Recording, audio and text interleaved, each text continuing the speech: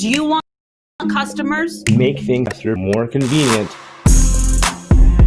One tap, you get a conversation with your customer that never ends. You know how many people have been to your venue. You know how many people have tapped you. I'm just going to scan. Yeah, I was like, you need to talk to Ryan. He's got Tap the Table. Don't even waste your time. He's got a solution. It just works. And that's why Tap the Table exists in the first place. Boom. And then you just double in the price. Different things. I'm going to tell you what I have literally seen. Stop. Just tap your phone. Boom. Done. Easy. Man, what is going on, y'all? It is episode 20. Episode 20 of the official ChatBot Podcast. I am your host, Ryan Baggott, creator of Tap the Table. Glad you are here. Need some Monday motivation before you go to bed? Well, you're come at the right place. You're here. And today, we're traveling across the world because that's what we do here in this ChatBot game. We go wherever we want. There are no boundaries. The internet is the ultimate unlock, guys. COVID or no COVID, we're traveling. We're going places. And today, my friends, we're going all the way to India. All the way to India. That is right. And we're not going to meet one Pac or Tupac. We're going to meet Deepak, my man, all the way from India. What's going on? Deepak, the chatbot expert from India. My man, what's going on? How are you doing, sir? I'm good. How are you doing, Ryan? We catch up at last. Man, I've been after you all year long. It feels like to be on this show, dog. I'm so glad you're here. Thank you. Thank you. It's my honor, man. Thanks. Ladies and gentlemen, this is a true advanced chatbot doctor. He is responsible for some of the coolest automation chatbots on Messenger that I've played with. I mean, I think I'm pretty good. This guy, he is the creator of so many fun automations that you may have actually interacted with. Number one of them being the Bible bot. The guy has made a countless amount of quizzes, games. But I'm gonna shut up for a little bit. And Deepak, why don't you just tell the audience a little bit about yourself and what got you in this chatbot game, man? Hey, sure. So as you said, I'm from India, and I started off with the digital world like around 15 years back. Started off with SEO and then Facebook ads, Google ads, and so on. And then after a period of time, I moved into the ad tech industry. So typically like all the ad exchanges and ad networks. So after a period of time, I decided that let me start my own venture. So me and a couple of my ex-colleagues, we joined together. We had our own companies set up in Singapore, and we ran it for a year and so on. And that's when we realized a lot of regulations coming into the picture, like the GDPR and so on. So that was kind of putting a dampener on our work. So we thought like it's best to pivot away to a different part. And I moved into social media marketing personally. Sorry. So a friend of mine, he wanted help in setting up his digital venture. So they had a boutique photography studio in my city. They wanted help with in terms of setting up a CRM, setting up their online presence and all that stuff. So I just did it for the fun work. So it's like they already had a Facebook presence. It's all about a matter of putting all the pieces together so that the puzzle is complete. Exactly. So it's like a big puzzle, right? Exactly. Yeah. The digital marketing is all about multiple pieces together. Right. Now, at the end of the day, what happened was we ended up setting up a complete online ecosystem. We integrated the backend into HubSpot, Facebook ads, email marketing, and all that stuff.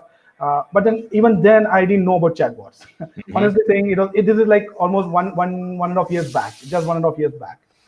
So a friend of mine who I had contacted for website design for the client. So he said, why don't you explore chatbots? I was like, what is that?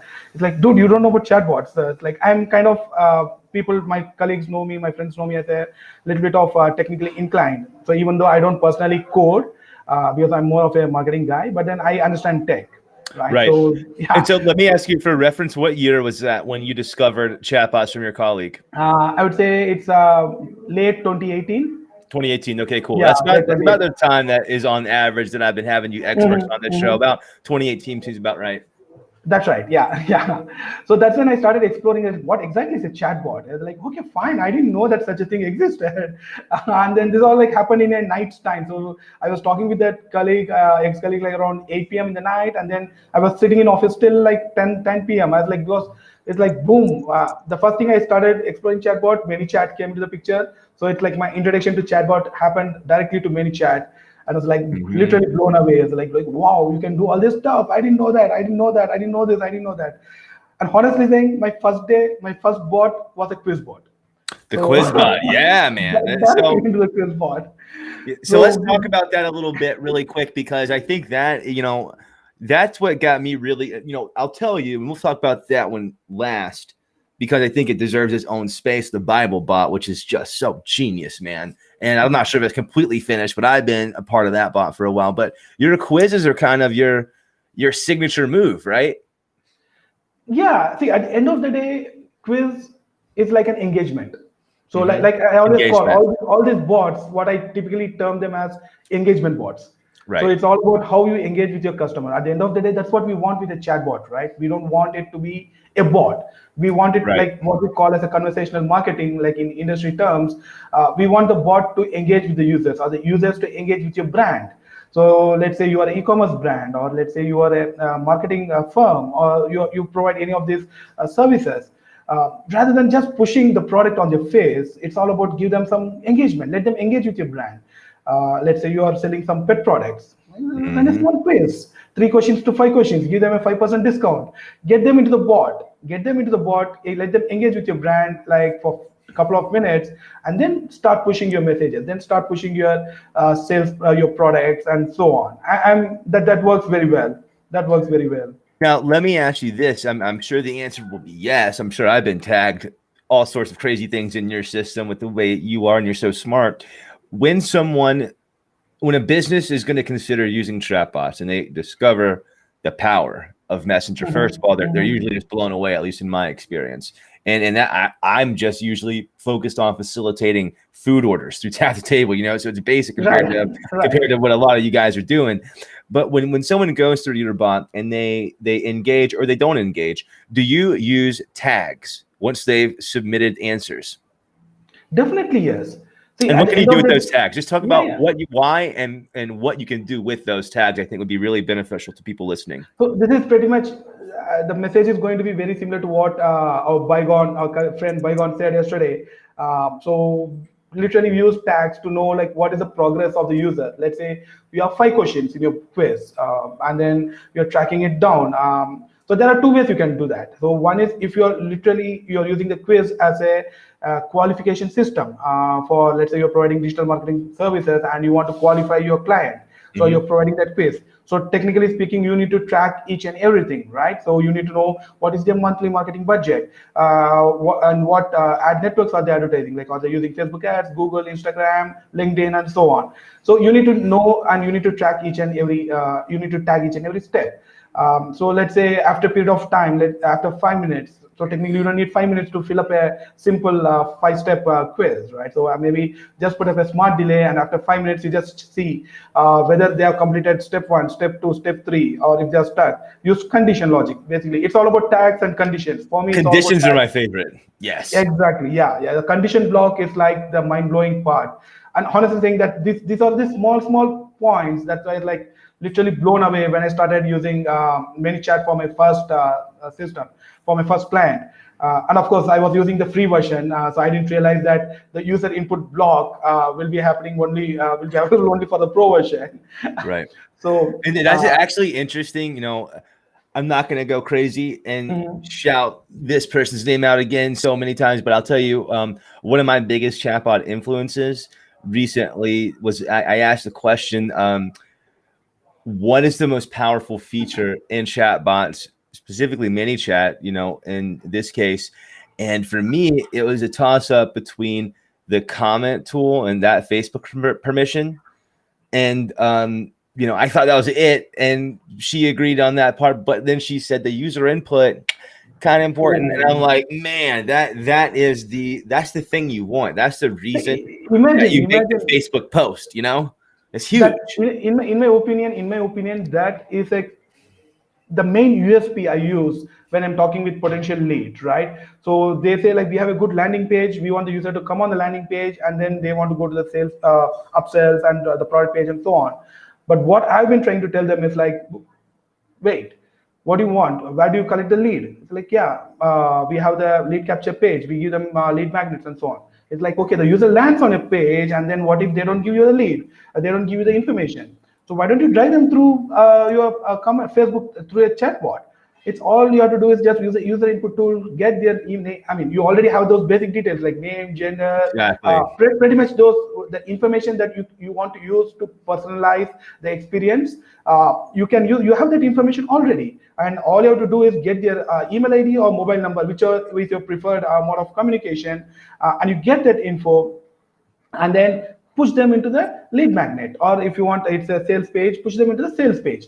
That is a more practical funnel, in my opinion, rather than, obviously, I was like, if you talk about sales funnel, obviously the market leader right now is ClickFunnels, right, where the main USP is the user lands on the page, collect the lead information, and then push them into the next step. But in my opinion, actually, chatbot is one step more than any landing page funnels, because there you can actually get the details and then push them into the relevant part where you want them to go. That makes so much sense, man. I'll tell you what, I think that you're probably blowing some people's minds right now because they just don't understand the power that chatbots really bring. And for me, it's so interesting in the United States to understand, you know, how advanced we think we are and how hip and cool and with the times. We think so many people have never experienced a chatbot. They've never experienced automation. And that's what gets me so excited, because it tells me how much further ahead people like you and I are thinking. And when we're seeing it work, we know it's going to continue to work as more people gravitate to the platform. Would you agree? Definitely, yes. Definitely, yes. Now, imagine you're talking about only a small percentage of people in US experiencing automation. Now let's talk about worldwide. Like, for example, let's talk about India. Like, honestly saying, Facebook Messenger is not the preferred mode of communication in India. And that's one of the main reasons that I don't focus on the Indian market. Rather, I focus on the tier 1 countries like in US and Europe, where Messenger is more used there. Whereas if you look at in India, the WhatsApp is the number 1 market. That's what I was going to say. That's what I was going to ask. Exactly. So that's one of the reasons, if you see in the Facebook groups, like in ManyChat groups, in SilverBot groups, you see like WhatsApp is like the number 1 requested feature, WhatsApp integration. And now with Twilio integration for SilverBots and ManyChat working on direct API, hopefully people in India, and like not only India, like I'm sure in many people in APAC, in the American countries, like South American countries, and even in Southeast Asia, I've seen a lot of people still saying like WhatsApp is the preferred mode. Now imagine if we can bring the quiz bot into WhatsApp as well, like the true omni-channel that we keep talking about. You have a messenger, you have a WhatsApp bot, a messenger bot, and maybe even SMS bot. For example, in India, SMS is cheap. It's cheaper in the most of the carriers actually offer it free. So if you are able to give a truly personalized experience, or rather truly good user experience through SMS bot and WhatsApp bot, I'm sure they will start picking up like anything. I couldn't agree more. And the omni-channel approach is the only approach to take these days. If you're not thinking omni-channel, you're already behind, and you need to do some research. And the information is out there for free in so many places. You can go pay for courses if you'd like, but you can get the answers if you look hard enough. And I think in 2020, going into 2021, I think that there's no more excuses that are going to be able to just be used to get people, fake marketers, along. Everything can be tracked. And you know, I don't know if you've seen that movie, The Social Experiment. If you haven't seen it, man, it's so good.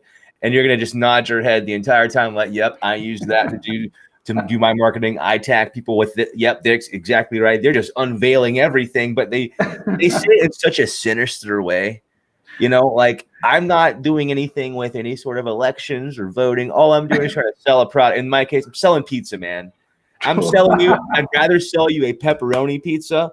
If you like pepperoni pizza, that's what I'm doing. And if you're a vegan, I'm not going to show you that pepperoni pizza. Like that's my goals, And so I think that while food ordering can be complex, and most people that live here in my neck of the woods on Hilton Head, they have no idea what I do. They have no idea what a ChatBot is, a Baggott's bot. They have no clue what Tap the Table is. And then when I show them, just take your phone and tap my wallet. I have NFC stickers all over the place, man. Right. NFC is like my favorite thing. So tap here, and then look what just happened to your phone. Or like, do I have a card here? Yeah, I got my bag of tricks handy for once. The bag of tricks exists. And so I'll take one of these cards and I'll just like, let me see your phone. Let me show you what Tap the Table is. Boom, boom. And I'll just tap their phone, and then they get the notification, and then they're in a chatbot, sometimes for the first time. And it blows them away. And I think that there's just all the signs point to this is the future. This is email 2.0. Definitely. This is like the next step, next evolution, I would say. Yes, in terms perfect. Of marketing. Yes. Yeah, I would definitely say that. I'm going to make that a card right there, because I do think that is perfectly put. Chatbot marketing, message marketing, conversational marketing. We haven't defined it yet, really, I guess. Chatbot marketing is the evolution, man, of what we know as digital, in my opinion. So how about this, man? Tell the audience some of the favorite games you've created in Messenger so far. I wouldn't say games exactly, because I'm sure there are a lot of other people who have done very good games like this poker and all other stuff. Again, at the end of the day, if you see, they're all engagements. So this is what I was referring to. They're all engagement bots, right? Yes. So yeah, so that's what I was.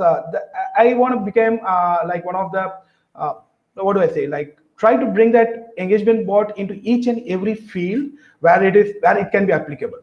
Like, are you e-commerce guy or e-commerce website? Okay, why don't you just run a small piece about your product and give them a discount, get their lead information?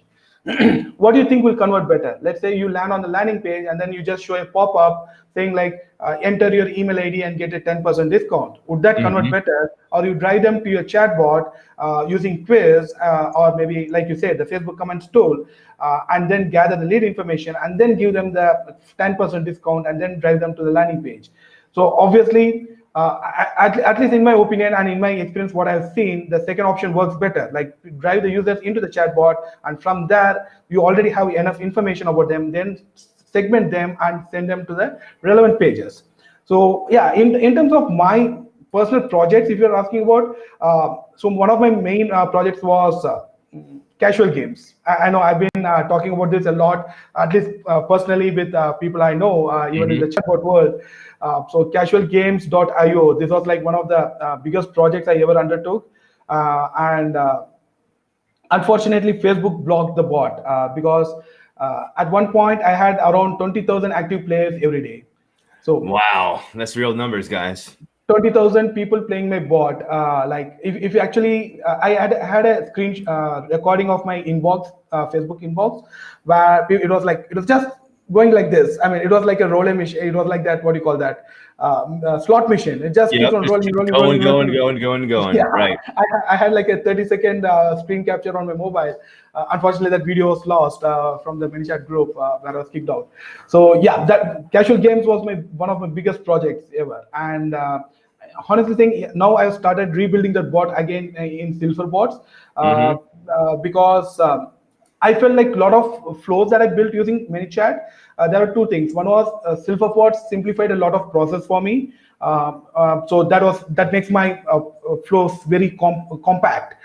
It need not be having a lot of like 20 different steps where I can just do it in 5 simple steps. Like for example, the referral flows. Yeah, the referral flows, you have like the user referred a new user or user referred an existing user.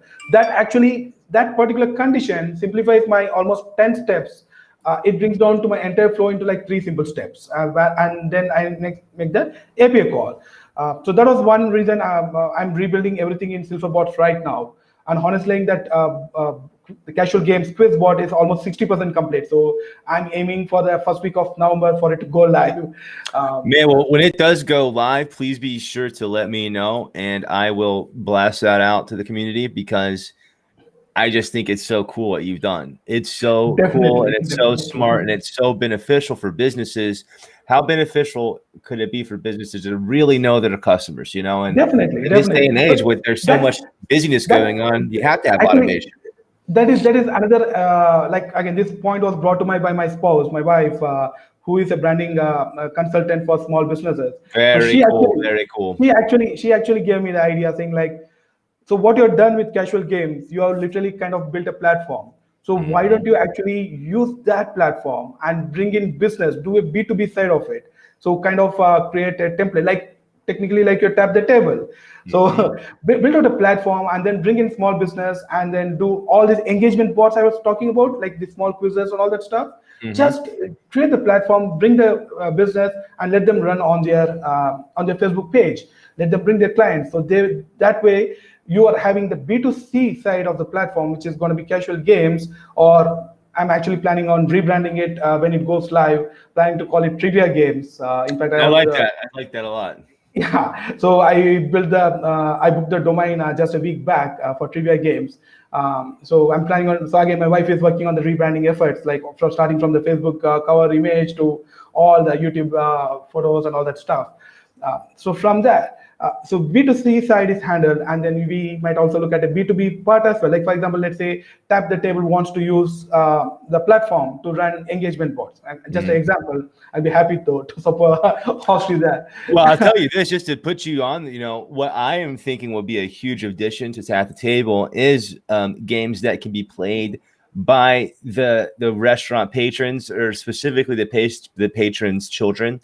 You know, I see so many where I live is such a family destination. A lot of families live here, obviously, but they vacation here, hundreds of thousands of people a month. And so many are families, and restaurants, you know, they have the wait list and the long waits, and then you're waiting for your food at the table.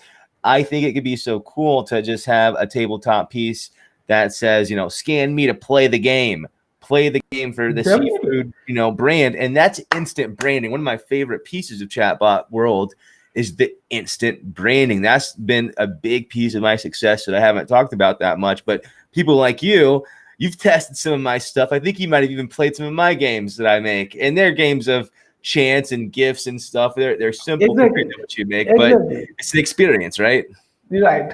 No, imagine like you said, people waiting outside, and then you have a what do you call that? A placard outside saying like, while you wait, just play the quiz. Exactly. And, a lucky winner gets 50% off the bill or 20% off the bill, or whatever works for the restaurant. So that brings in huge. Now again, that the restaurant owner starts building his list. That's the he gets yes. That's the key. The money is in the list. Technically, the money is in the list. Oh man! Oh, dude, that's the quote. Man, I love finding the quote of the podcast because it just happens. Oh, that was great. Let's see. Can you say it again? No, don't attribute this quote to me, because it's actually a mix of Russell Brunson and then Matt Plapp. So, but yeah, I do believe that line. Yeah, I might have to get old Matt Plapp on this thing, man. That dude's doing some things out there, and he's been doing it for a while. I think he could use Tap the Table instead of what he's using, but we won't go there. This isn't about that. So let's see. Back to it over here. I want to know this, because if I can ask anyone this question, it will be you. Mm-hmm. What makes a good bot, good automation? And then tell me an example of something that makes a bad bot. How about that? A bad bot is when the bot or either the developer doesn't realize the bot breaks in certain spaces. So stress testing the bot is really, really important. So for example, right now I'm actually working with a client, a restaurant client, and I'm building a bot for them. What happened is I thought like I've done all the testing on my side, and I decided I believe that the flows are perfect, and I gave it to my client. And my client has found different ways to break the bot. So that's actually a learning experience for me. So what makes a good bot? Identify the breaking points and fix it up so that the next time when you stress test the bot, it will not break. That makes it a good bot. That, man, Y'all people listening, this dude is dropping the bombs, man. That's so true. And bots break. If they do break, I find 9 times out of 10, it's on the builder side. It's the builder's fault. And it could be something very simple to fix, but you have to know what to fix. I will say this. I'm giving you a Tap the Table account for the free, man. For restaurants, there is zero. That's like $2,000 a year for free. I'm just going to give it to you just because you're the man. And this is all about community here. In this chatbot space, it's so small. It's such a niche thing. You have to be a team player. You've got to be part of the community. You got to give back. And so I'm going to do that. And you do this all the time. So I'm going to give back to you now. Again, this is not mini chat. This is not silver. You can't do all the things. But for a restaurant, what Tap the Table does, no other platform compares. It does everything for you. You set it, forget it, make the money. They count the money. They count the orders. We'll talk off air, and I'm going to hook you up with that. I think that was an actual textbook example of what makes a good and bad bot. So now I want to get into this. Yeah, this is one of the reasons. Go ahead. Let me just add one more point to that. Get on it, man. Obviously, I was working in services company before, right? Like services and product company. So one of the things is like they have a solid development team, but they do have a solid QA team as well, quality control.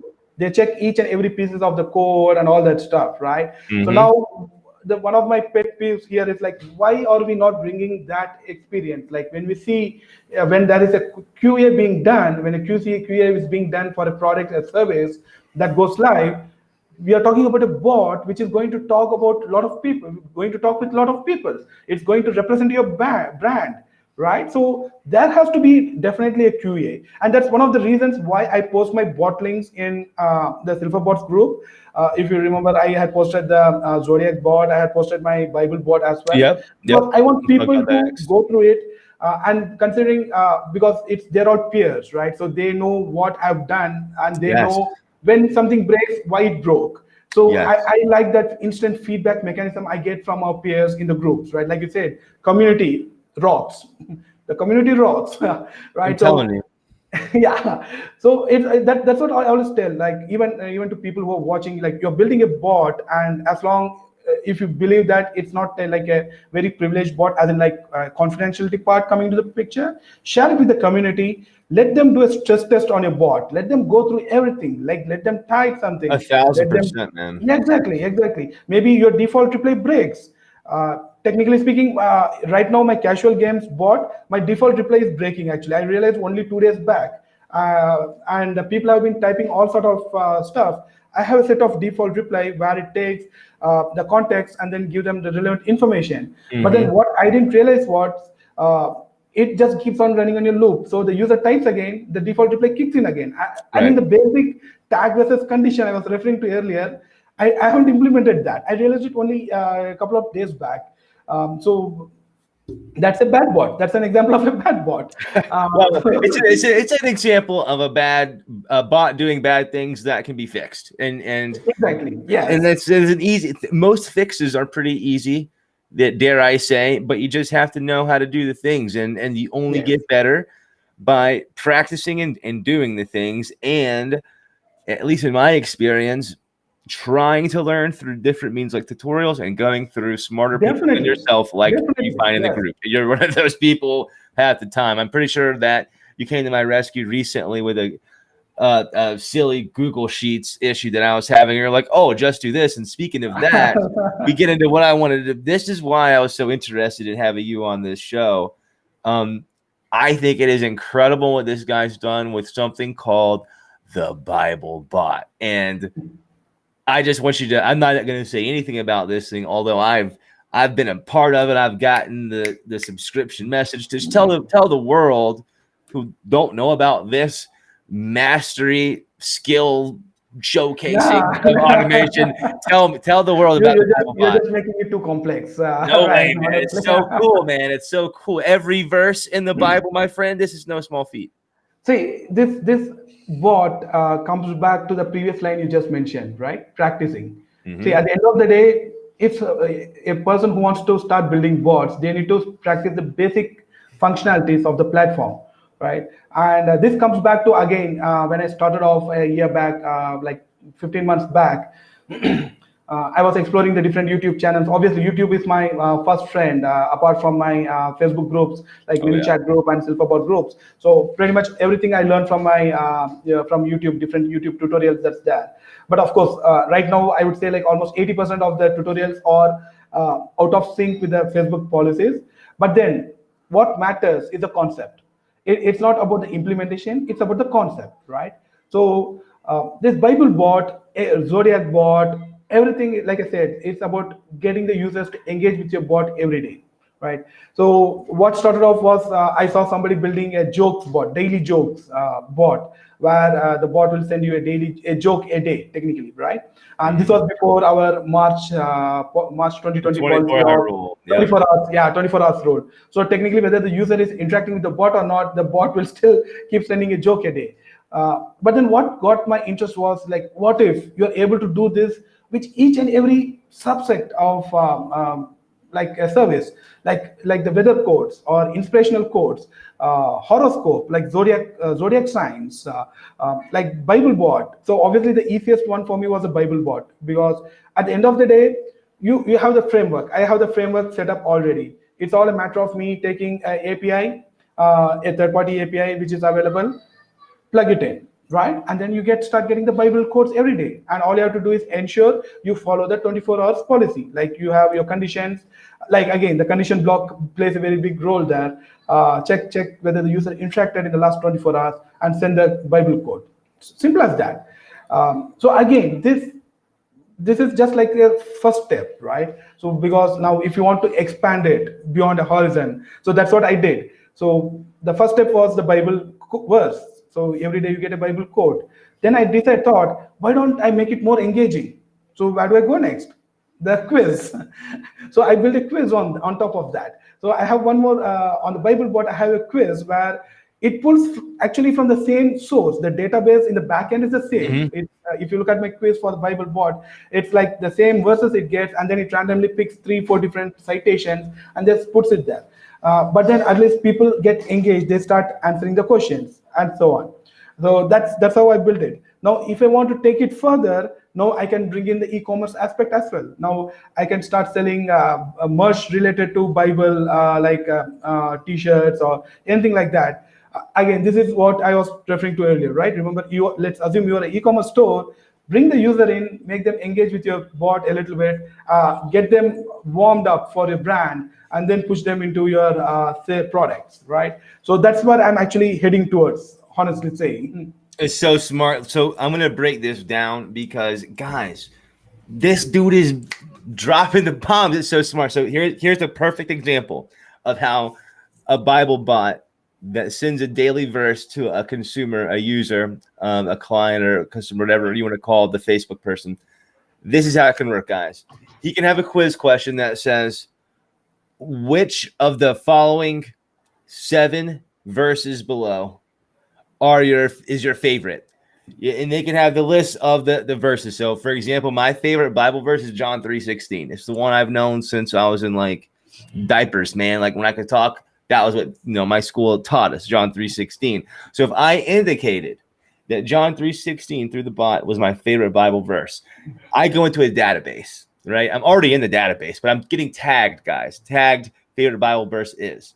What you can do with this information, imagine. He said he had 30,000 people in one of the quiz bots, right? 30,000? 20,000.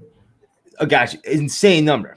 Now imagine you had all of this data and you're segmented. So you have a shirt for sale and it says John 3:16, and it says, listen, guys, here's a sale for this shirt, the John 3:16 shirt, and it's only going to be shown to people that indicate that's their favorite verse. That shirt's getting sold, man. And you're not showing that shirt to someone that's not their favorite verse. They're less likely to buy it. So you're not going to waste your money spending it on those eyeballs. It's so smart, guys. Oh. It's not only that. Remember. Tell me. Yes. Remember, we have Facebook custom audience. Now you tag everything. You build a custom audience there. So you warm up the custom audience, and then boom, you have custom audience for retargeting. You have opportunity to build a lookalike audience using that custom audience. That's exactly what's going on the screen, baby. You know it. Lookalike. Yes. I'm going to find I'm going to get the information from my list, find all the people Exactly. that this is their favorite Bible verse. Then they're in the database in a custom audience.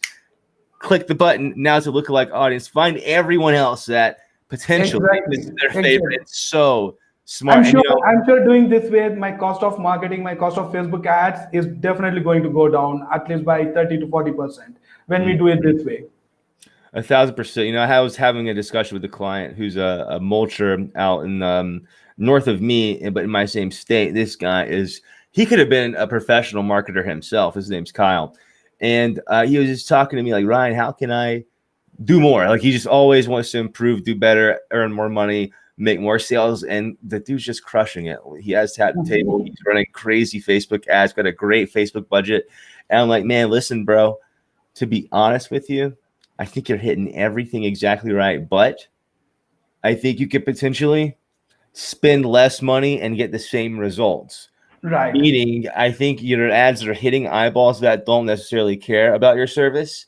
So if you exclude those eyeballs, you're going to be more efficient and optimized. And the same lead is going to cost less. Now, granted, in my industry of restaurants, we're talking hamburgers and steaks, not huge ticket items, but we're talking his jobs like he's making $2,000 a day because the machines are so expensive to run. They have to make that kind of money to make it make sense. And so it's no problem to have a lead cost $7 if you're going to get a $8,000 job. No problem. Man, I tell you what, you did not disappoint me, my friend. This has been fun. I hope that I'm surprised myself. I hope you've had fun with me so far. I want to ask you this question really quick because you hit on it briefly, but this is going to be big for a lot of people that are making this mistake. And I see it all the time in the mini chat group. And there's some the smartest people in that group, but there's a lot of beginners in that group, more beginners in that group than anywhere else, I think. And so I see a lot of beginner questions. And sometimes I'll provide screenshots or Loom videos or whatever. And I see some of these flows that, like, again, I think I think I'm a great builder for the most part, but I don't make such complicated things. Like, I've never had a funnel or a flow with more than 30 steps ever. And some of these guys, it's insane. What is the benefit, pro or con, of big flows versus small flows? And what do you recommend to people? I'm definitely a big proponent of the smaller flows. And particularly with Silverbots, the very big advantage with Silverbots is, I don't know whether people realize that or not, is you getting that step ID on each and every block. This is so important. That's a very important feature. That is a very big killer for any decent chatbot builder, because I've seen this problem even with many chats. So when I was building, like, particularly this quiz bot, right? So that after a period of time, you need to repeat certain flows. Forget the quiz, the question part and all that stuff. That obviously goes in a cycle. So you just build it once, and then it goes through a Google Sheet, increment the number, and then goes into Google Sheet again, and so on and so on. So that's fine. But then there will be certain flows where you need to just go back to one particular step in another flow, right? But then in ManyChat, what you have to do is you have to duplicate that flow and then remove unnecessary parts and then link it to that particular flow and make that as a starting step. But now with Silverbots, the moment I saw that I understood how that particular feature works, right. I was like, it was mind-blowing for me. It was mind-blowing. Right. You just go to one particular, like, if you have a complex flow there, you just take that step ID, and then you, like I said, I always build small flows, right? And then I go to the next flow, and then I just say, like, starting step, I will go to this particular external step, and then bring it back. So that is a very big killer feature there. So, and another main advantage, at least personally, in my personal opinion, is smaller flow helps me to troubleshoot faster. Yes, because you find out where the problem would lie. Exactly. Yeah, and of course, this practice for me started off with ManyChat, because in ManyChat you can only start the preview from a particular step, right? You move the starting, then there's implemented that moving the starting step and so on. But then with Silverbots, the advantage is you can actually preview each and every block. So you don't have to only depend on the starting step. So even if you want to preview only the last step of the flow or last block of the flow, you just need to click on the preview button, and only that particular block will be previewed. So that is a major help when you are previewing flows. But still, in terms of troubleshooting, I would actually say always go with smaller flows. And of course, the major factor for me, it's all about the hardware. It depends on like how much RAM you have on your system. Like whether your laptop or desktop, whatever you're using, it like has like how many gigs of RAM, and whether your browser can support bigger flows.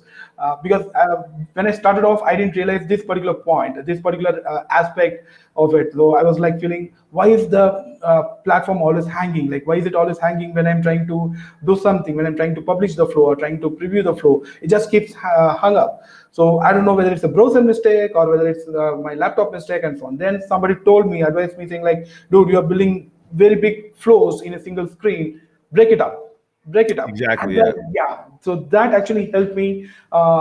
First of all, like I said, it helped me like my browser doesn't start hanging up. And then again, I realized it helps me with troubleshooting faster. It's important to find out where the bot breaks if it breaks. Again, Yes. like that's why a tab table doesn't break. We don't do you can't do all those steps. It's impossible. It's built in for you because I don't trust people. Basically, I don't trust them to build, because if I did, it wouldn't be necessary. And in my case, I do it all for them for the most part. The next question I have is going to be a big one for me, and I think people listening, if you're listening out there, whoever his influences are, you better pay attention to them too, because this guy knows it all, man. He's so smart. But who did you first start listening to? Who inspired you, and who? Oh man, I got a very big list. Let's go top three, baby. I would definitely give a shout out to Jeff Kubinski. So he was one of the big players in ManyChat group for some time. So pretty much everything I learned about API, third-party external requests, API, and for that matter, even all this Bible bot, horoscope bot, everything I built is from the basics I learned from his YouTube videos. So like I said, like YouTube is my first teacher, right, for my chatbots. But then even there, I was following specific people. Of course, I used to follow all the videos, watch all the videos, but then specific people for specific subjects. Like for example, when I wanted to learn more about and understand more about the compliance, like all this Facebook Messenger, who, the bot queen, Kelly.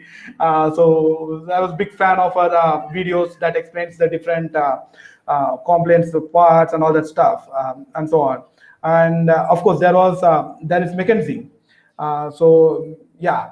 So I'm a big follower for YouTube videos as well. So even though I don't interact with them on a personal basis, I don't interact with them on one-to-one, but then I do follow their Facebook groups, follow their posts, videos, and so on. So anything new that they post, it's like I immediately try to like come and implement and see, if there's an opportunity for me to implement. But then my point to the beginners is try to get at least one or two mentors, or rather not personally, no need to get in touch with them personally, at least follow them, follow their videos, follow their posts, and so on, because that will give you an idea of how you want to model your bot on, and so on, to start with. But then once you have an understanding of the platform, once you know what to build, how to build, then your own style takes over. Like now, it's not like I'm modeling my bots on Jeff or Kelly or Mackenzie. I have my own style that I do. But then in the beginning, I needed someone to watch, observe, and then implement it. You've really just broken things down so well, man. I'm so glad that you decided to be a guest and not charge me so much money for being on the show. Low budget here. No, $875. $875 could get me a lot of things, a lot of hamburgers, And I'll tell you what, you know the story behind the $875. One reason I'm doing these podcasts is to highlight, again, the expert builders like yourself. And so without you or anyone else having to pay $875 to be featured on a blog that no one reads, I have created a new blog called the ChatBot blog that I want you to be a partner of. I want to feature you, and we're going to have a giant listing of hand-selected folks that are experts. I think I'm going to have the qualification. You must be a ManyChat expert marketer and a Silver expert marketer, and I might have another test too. But I'm gonna open up an entire community tab. It's gonna be tough. Like my club, man, it's gonna be hard. Not everyone's getting in. Sorry, I want to be friends with everyone, but not everyone's cool enough, knows enough to be on the ChatBot blogs list of experts. You're on the top, my friend, and so is Rupert. And I'm gonna personally nominate Rupert for an award for being, one of the most helpful people out there. But I'm gonna give, before the end of the year, mark my words, guys, chatbot folks listening, Ryan's coming through with some trophies, man. I don't know, trophies or plaques. You're gonna have to get something, bro. You're just too good. But I'm gonna have voting open soon because we're all in that. Hopefully, I don't get banned for saying voting. They're banning so many pages these days. But I want to have maybe after the U.S. elections, we'll have our own chatbot elections voting, and it's all about community, guys. And you're not going to have to pay $875. You're not going to pay nothing. I'm going to just make sure that the people that deserve the exposure, the people that deserve to be highlighted, like you, get the camera time, get the feature, get what you guys deserve to the best of my ability to give back. So any final words, Deepak? It's been so much fun. I can talk to you all night, but man, I don't know. It might be about time. You know what I'm saying? Well, any final words, man? Final words. I mean, I know many people say identify a niche and then build the bot on that niche and so on and so on.